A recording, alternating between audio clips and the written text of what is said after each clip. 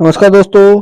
आज बात करते हैं रेलवे एनटीपीसी 2024 के लिए जीके जीएस प्रैक्टिस सेट। आज प्रैक्टिस सेट नंबर हमारा 10 होने वाला है। देखिए बहुत इंपॉर्टेंट प्रैक्टिस सेट है, इसलिए पूरी वीडियो को जरूर ध्यान से देखिएगा। देखिए शुरू करते हैं। देखिए पहला क्वेश्चन है आज का हमारा। देखिए मोस्ट इंपोर्टेंट प्रैक्टिस सेट है, जो प्रीवियस ईयर क्वेश्चन है उन्हें मिलाकर ये बनाया गया है।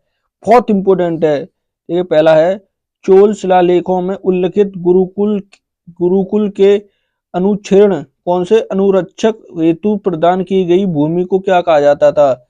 जो चोल शिलालेख में भूमि गुरुकुल के लिए प्रदान की जाती तो उसे क्या कहा जाता। क्या ब्रह्मदेव कहा जाता था, या बिल्ल नवगाई कहा जाता है, या पल्लम चंद्रम कहा जाता है, या साला भोग कहा जाता था। तो क्या कहा जाता था, सही आंसर क्या होगा पहले का। तो क्या कहा जाता था उसे, साला भोग। क्या कहा जाता है, साला भोग। सही आंसर क्या होगा, तो सही आंसर क्या होगा, डी होगा। पहले का सही आंसर डी होगा। ठीक है क्वेश्चन नंबर 2। देखिए क्वेश्चन नंबर 2 क्या कहता है। क्वेश्चन नंबर 2 क्या कहता है। ठीक है, भारत में उपग्रह आधारित internet of the things toll network प्रति कौन सी परिनियोजित करने के लिए भारत सरकार में स्वतंत्र वाले सूचकांक प्रदान संबंधित इनमें से कौन सा कथन गलत है। तो इसका कौन सा कथन गलत है।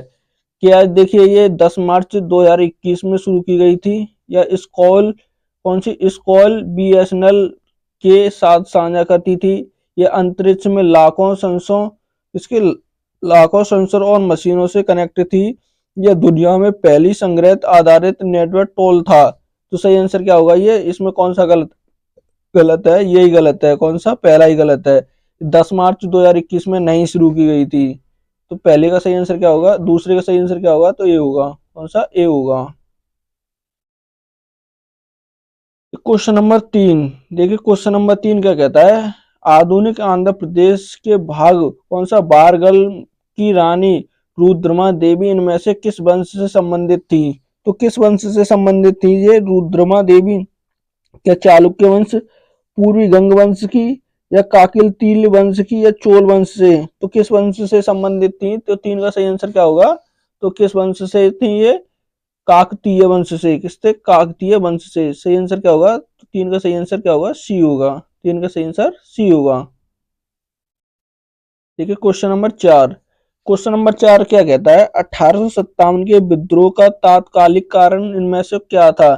जो 1857 का विद्रोह हुआ था, तो वो किस कारण हुआ था। क्या टीपू सुल्तान की पराजय के कारण, या अंग्रेजी सलामों को बहिष्कार करना, या अमीरों को भूमि आवंटित कराना, या चर्बी वाले कास्तूल। तो किस कारण हुआ था ये, किसके, चर्बी वाले कास्तूलों के कारण। जो एक नई राइफल लेके आए थे अंग्रेज, उस राइफल में जो कास्तूल डरते थे वो मुंह से खोल के डरते थे। वह कास्तूल किसके थे, सुअर और जो गाय की चर्बी होती थी उन्हें मिलाकर ये कास्तूल बनाए जाते थे। इसलिए इसका विद्रोह सैनिकों ने किया था सबसे पहले ये विद्रोह कहाँ से हुआ था, मेरठ से। कहाँ से हुआ था, मेरठ। मेरठ से शुरू हुआ था ये विद्रोह। तो सही आंसर क्या है, डी होगा 4 का। देखिए क्वेश्चन नंबर 5। क्वेश्चन नंबर 5 का कहता है। स्वच्छ विकास तंत्र कार्यक्रम का उपयोग कौन को कम करने के लिए किया जाता है। स्वच्छ विकास तंत्र कार्यक्रम का किस चीज को कम करने के लिए किया जाता है। क्या पानी की कमी दूर करने के लिए, दूरी कौन सा, ध्वनि प्रदूषण दूर, या वनोन्मूलन दूर करने के लिए, या ग्रीन हाउस गैस उत्सर्जन करने के लिए। तो किसके लिए किया जाता है ये। सही आंसर क्या होगा, तो सही आंसर डी होगा। कौन सा, ग्रीन हाउस गैस उत्सर्जन को दूर करने के लिए। 4 का आंसर क्या होगा, तो डी होगा। क्या होगा 4 का सही आंसर, डी होगा। देखिए क्वेश्चन नंबर 5। क्वेश्चन नंबर 5 क्या कहता है। निम्नलिखित में से किसने अपने सैनिकों के लिए सैन्य कौन सा सैन्य गैरिसन शासन सीढ़ी का निर्माण कराया था। तो ये किसने कराया था। क्या मोहम्मद बिन तुगलक ने, या गयासुद्दीन तुगलक ने, या अलाउद्दीन खिलजी ने, या कुतुबुद्दीन ऐबक ने। तो किसने कराया था। 5 का सही आंसर क्या होगा, तो 6 का सही आंसर क्या होगा, किसने करा, अलाउद्दीन खिलजी ने कराया था। किसने, अलाउद्दीन खिलजी ने। सही आंसर क्या होगा, सी होगा। Question number 7। ठीक है, क्वेश्चन नंबर 7 क्या कहता है। निम्नलिखित में से कौन सा एक कंप्यूटर प्रोग्रामिंग भाषा है। तो कौन सी है। क्या यूनिसिक्स है या स्केंच है या नोटर्स है या बॉस है? तो कौन सी है एक कंप्यूटर की प्रोग्रामिंग भाषा? तो कौन सी है? 7 का सही आंसर क्या होगा? तो कौन सी है? स्क्रैच है। कौन सी है? स्क्रैच। कौन सी है वो? स्क्रैच। सही आंसर क्या होगा? तो 7 का सही आंसर बी होगा। कौन सा होगा? बी होगा। क्वेश्चन नंबर 8 देखिए, क्वेश्चन नंबर 8 क्या कहता है? क्वेश्चन नंबर 8 क्या कहता है? भेड़ की त्वचा की एक पतली परत के साथ ऊन निकालने की प्रक्रिया को क्या कहते हैं? जो भेड़ से ऊन प्राप्त करते हैं उसे प्रक्रिया को क्या कहते हैं? क्या बेलन कहते हैं, बर्तक कहते हैं या रेचन कहते हैं या छटाई कहते हैं? तो क्या कहते हैं उसे? 8 का सही आंसर क्या होगा? तो क्या कहते हैं उसे? बर्तन कहते हैं। क्या? कर्तन। सॉरी, क्या कहते हैं? कर्तन कहते हैं। सही आंसर क्या होगा? बी होगा। क्या कहते हैं उसे? कर्तन। Question number 9। क्वेश्चन नंबर 9 क्या कहता है? प्रोफेसर शारदा किसकी बात हो रही है? प्रोफेसर शरद पवार। किसकी? प्रोफेसर शरद पवार इनमें से किस उपन्यास के लिए प्रतिष्ठा व्यास सम्मान 2020 में से सम्मानित किए गए थे? उन्हें 2020 में व्यास सम्मान दिया गया था। वो किसके लिए दिया गया था? क्या गंदर सेन के लिए दिया गया था, बेगम जैनाबादी के लिए, या पाटलिपुत्र की सामग्री के लिए, चंद्रमुखी की वेद वेद दास के लिए? तो किसके लिए दिया गया था उनको? 9 का सही आंसर क्या होगा? किसके लिए दिया गया था उन्हें? इसलिए पाटलिपुत्र की सामग्री के लिए। सही आंसर क्या होगा? 9 का सी होगा। क्या होगा? सी होगा। देखिए क्वेश्चन नंबर 10। क्वेश्चन नंबर 10 क्या कहता है? निम्नलिखित में से कौन सा दुनिया का सबसे ऊंचा पठार है? तो दुनिया का सबसे ऊंचा पठार कौन सा है? क्या पूर्वी अफ्रीका का पठार है, पश्चिमी पठार है, तिब्बत का पठार है या दक्कन का पठार है? तो दुनिया का सबसे ऊंचा पठार कौन सा है? 10 का सही आंसर क्या होगा? तो कौन सा है? तिब्बत का पठार। कौन सा है वो? तो तिब्बत का पठार है। 10 का सही आंसर क्या होगा? सी होगा। क्या होगा? सी। देखो क्वेश्चन नंबर 11। क्वेश्चन नंबर 11 क्या कहता है? गर्म करने गर्म करने पर गर्म करने पर कैल्शियम कार्बोनेट को कैल्शियम ऑक्साइड और कार्बन डाइऑक्साइड में अपघटन के उदाहरण को एक उदाहरण कहते हैं। तो क्या कहते हैं उसे? क्या विद्युत उपघटन कहते हैं, विद्युत उपघटन अभिक्रिया, या तीव्री अपघटन अभिक्रिया, या ऊष्मक्षेपी अभिक्रिया, या प्रकाश अपघटन अभिक्रिया कहते हैं? तो क्या कहते हैं? 11 का सही आंसर क्या होगा? तो क्या होगा? तापीय अपघटन अभिक्रिया कहते हैं। क्या? तापीय अपघटन अभिक्रिया। सही आंसर क्या होगा? बी होगा। क्या होगा? 11 का बी होगा। देखिए क्वेश्चन नंबर 12। क्वेश्चन नंबर 12 क्या कहता है? भारत के इनमें से किस राज्य को कोविड-19 लॉकडाउन के दौरान राज्य द्वारा की गई प्रयत्नों को डिजिटल इंडिया अवार्ड 2022 में महामारी का नवाचार श्रेणी के अंतर्गत प्रदान किया गया था? तो किस राज्य को किया गया था ये? हरियाणा को, पश्चिम बंगाल को, बिहार को या तमिलनाडु को? तो किस राज्य को किया गया था? 12 का सही आंसर क्या होगा? तो किसको? बिहार को। किस राज्य को किया गया था ये? बिहार को किया गया था। इसको बिहार को। सही आंसर क्या होगा? सी होगा। इसको सी। तो क्वेश्चन नंबर 13। देखिए क्वेश्चन नंबर 13 क्या कहता है?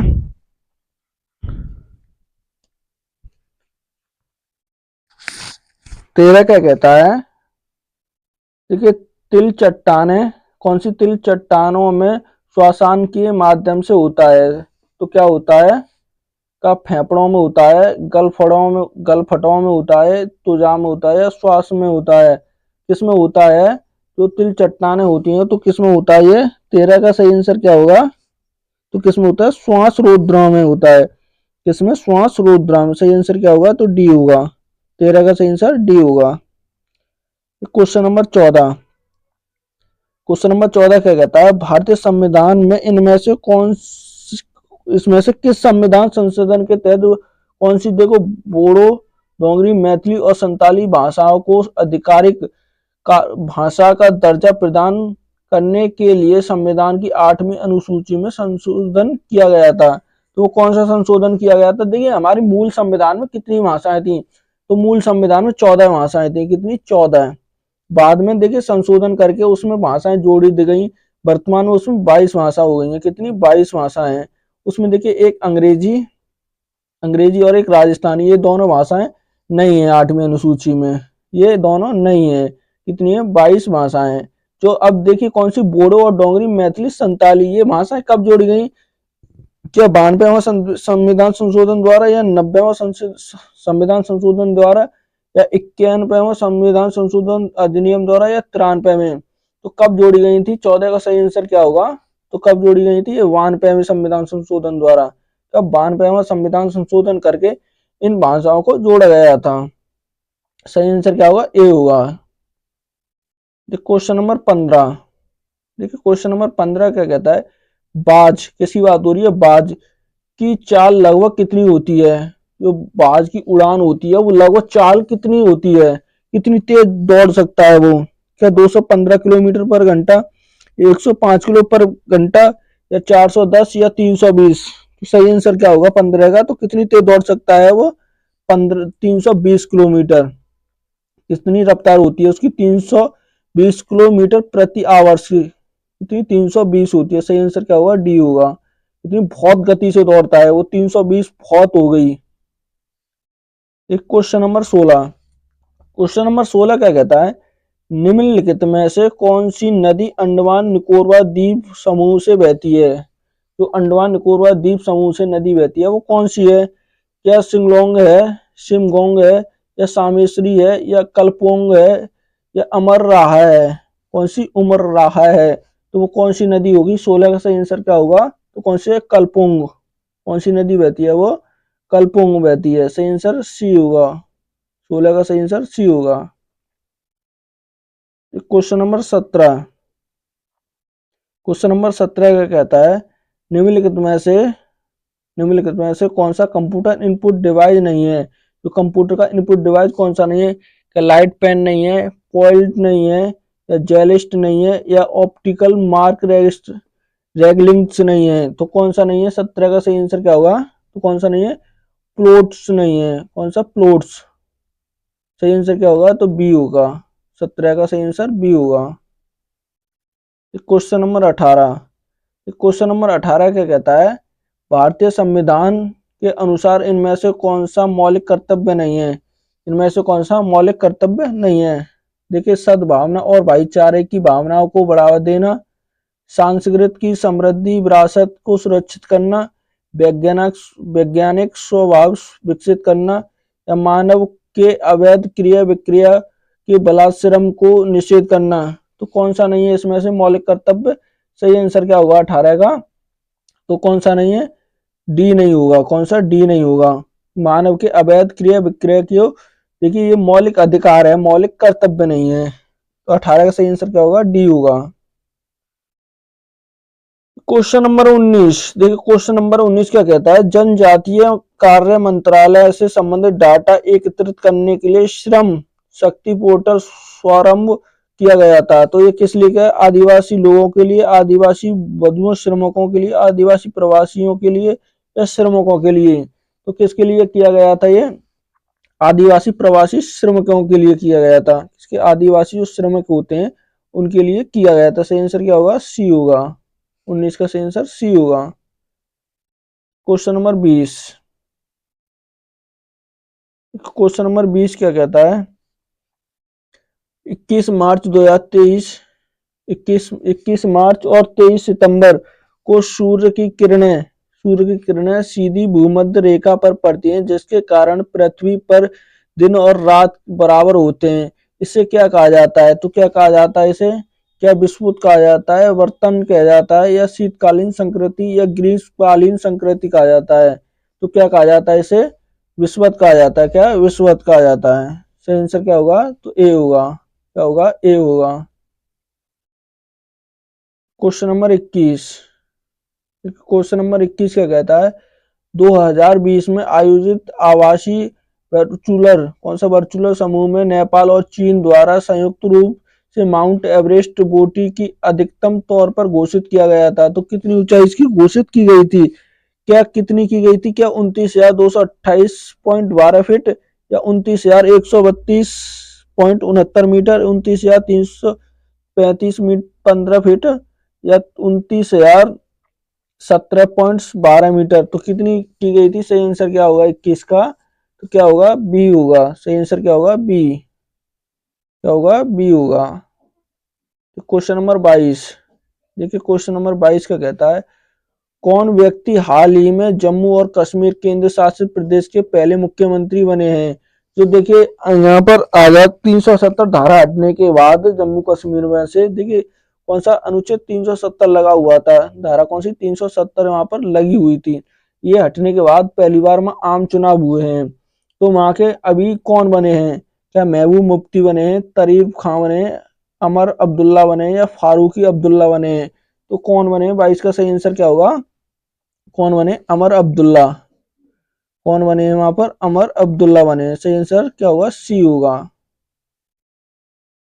क्वेश्चन नंबर 23, देखिए क्वेश्चन नंबर 23 का कहता है, निम्नलिखित में से कौन सा विकल्प हमारी दुनिया को बदलने के लिए सतत विकास लक्ष्यों में से संबंधित नहीं है पूछा है।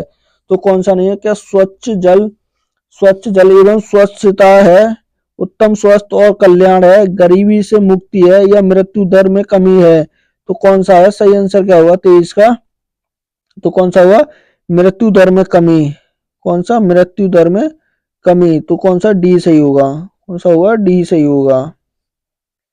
क्वेश्चन नंबर देखिए 24, क्वेश्चन नंबर 24 का कहता है, हाल ही में संपन्न हुए पेरिस पैरा ओलंपिक 2024 के खेल में भारत के कुल कितने पदक जीते थे। तो भारत ने कुल कितने पदक जीते थे, इसमें कितने जीते थे, क्या 23 पद जीते थे, 26, 29 या 31 पदक। तो कितने जीते थे इसमें, सही आंसर क्या होगा 24 का, तो कितने जीते थे, 29 पद। कितने जीते थे इसमें, 29 जीते थे। सही आंसर क्या होगा, सी होगा। कितने जीते थे, 29 पद। क्वेश्चन नंबर 25, क्वेश्चन नंबर 25 का कहता है, किस टेनिस खिलाड़ी ने यूएस ओपन 2024 में महिला एकल खिताब जीता है। तो किसने जीता है महिला एकल खिताब, क्या जेसिका पोगुला ने, या कैस्ट्रीना मालदेनिविका ने, या आर्यन सामलेंका, या जेसना ओस्टपोका ने। तो किसने जीता है, 25 का सही आंसर क्या होगा, किसने जीता, आर्यना सालवेंका ने जीता है। किसने, आर्यना ने। सही आंसर क्या होगा, सी होगा। क्या होगा, सी। क्वेश्चन नंबर 26, देखिए 26 क्या कहता है, निम्नलिखित में से कौन सा एक कंप्यूटर का यूनिलिट प्रोग्राम है। तो कौन सा है, क्या इनपुट, क्या इन बैटरी कंट्रोल सिस्टम है, या शेयरवेयर है, या पैकेज सॉफ्टवेयर है, या डिस्क्रीट प्रोग्राम्स है। तो कौन सा है, 26 का सही आंसर क्या होगा, तो कौन सा हुआ, डिस्क फैक्ट्रोग्राम। सही आंसर डी होगा। कौन सा होगा, डी। क्वेश्चन नंबर 27, देखिए 27 का कहता है, अंतरराष्ट्रीय क्रिकेट में 10,000 रन बनाने वाली पहली भारतीय विश्व की दूसरी महिला कौन है। देखिए वो पहली भारतीय हैं और विश्व की दूसरी महिला बनी है। तो वो कौन बनी है, क्या हरमनप्रीत कौर है, इमरता मंदानी है, मंदाना है, या पूनम यादव है, या मिताली राज है। तो कौन बनी है, 27 का सही आंसर क्या होगा, तो कौन है वो, मिताली राज। कौन है वे, मिताली राज। सही आंसर क्या होगा, डी होगा। क्या होगा, डी होगा। क्वेश्चन नंबर 28, देखिए क्वेश्चन नंबर 28 का कहता है, स्टॉकहोम घोषणा में शामिल इनमें से कौन सा कथन पर्यावरण में संयुक्त राष्ट्र सम्मेलन, किसी संयुक्त राष्ट्र सम्मेलन से संबंधित है। तो कौन सा, universal national convention of agreement से संबंधित कौन सा है वो, क्या संयुक्त राष्ट्र अमेरिका पर्यावरण कार्यक्रम स्वजन है, विश्व की सांस्कृतिक एवं प्राकृतिक विरासत है, बौद्धिक संपदा अधिकार है, या असमान वृद्धि है। तो क्या होगा 28 का सही आंसर, तो कौन सी है, संयुक्त राष्ट्र पर्यावरण कार्यक्रम स्वजन है। कौन सा, ए होगा सही। कौन सा होगा 28 का सही आंसर, ए होगा। क्वेश्चन नंबर 29, एक क्वेश्चन नंबर 29 का कहता है, जलियांवाला बाग नरसंहार की घटना के समय भारत के वायसराय कौन था। तो उस समय भारत का वायसराय कौन था, क्या लॉर्ड इरविन था, या लॉर्ड बेविज था, या लॉर्ड मिंटो था, या लॉर्ड चेम्सफोर्ड था। तो उस समय कौन था भारत का वायसराय, सही आंसर क्या होगा, 29 का सही आंसर क्या होगा, तो कौन था, लॉर्ड चेम्सफोर्ड था। कौन? चेम्सफोर्ड था। सही आंसर क्या होगा? तो डी होगा। कौन था? चेम्सफोर्ड। Question number 30। देखिए 30 क्या कहता है, निम्नलिखित में से कौन सी नदियां पश्चिम दिशा की ओर बहती है, अरब सागर में मिलती है? जो पश्चिम दिशा की ओर बहती है और अरब सागर में मिलती है, तो कौन सी नदी है? क्या गंडक से कोसी होगी, महानदी कृष्णा है, लूनी और कावेरी होगी, नर्मदा और तापी होगी? तो कौन सी होगी? 30 का सही आंसर क्या है? तो कौन सा होगा? डी होगा, नर्मदा और तापी नदी।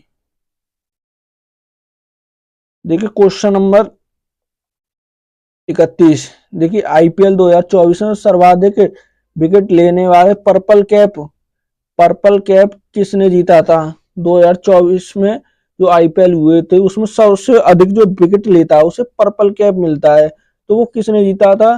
क्या हर्षल पटेल ने, युजवेंद्र चहल ने, या कंगीरा रणाना ने, या लिथोन मलिंगा ने? तो किसने जीता था? सही आंसर क्या होगा? 31 का सही आंसर क्या होगा? तो किसने? हर्षल पटेल। किसने जीता? हर्षल पटेल। ये देखिए किस टीम से थे? तो ये पंजाब से थे। किससे? पंजाब।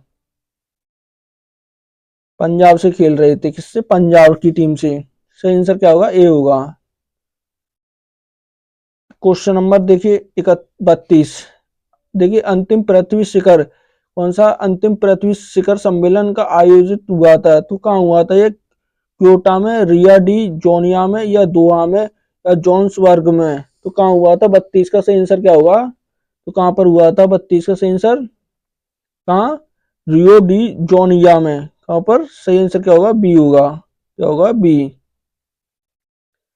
Question number 33। देखिए 33 क्या कहता है, निम्नलिखित में से कौन सी क्रांतिकारी पत्रिका विदेश में प्रकाशित नहीं हुई थी? जो देखिए विदेश में प्रकाशित नहीं हुई है, पूछिए। क्या तलवार, युतंगार, या फ्री हिंदुस्तान, या इंडियन सोशलिस्ट? तो कौन सी पुस्तक जो भारत में ही हुई थी लेकिन विदेश में नहीं हुई थी? कौन सी? युतंगार। तो सही आंसर क्या होगा? बी होगा। कौन सा? सही आंसर बी होगा। Question number 34। क्वेश्चन नंबर 34 क्या कहता है, बुलंद दरवाजा किस शहर में स्थित है? जो बुलंद दरवाजा है तो किस शहर में है? क्या हैदराबाद में, चंडीगढ़, दिल्ली में, या फतेहपुर में सीकरी में? तो कहाँ पर है वो? फतेहपुर सीकरी में स्थित है। बुलंद दरवाजा कहाँ है? फतेहपुर सीकरी। से आंसर डी होगा। Question number 35।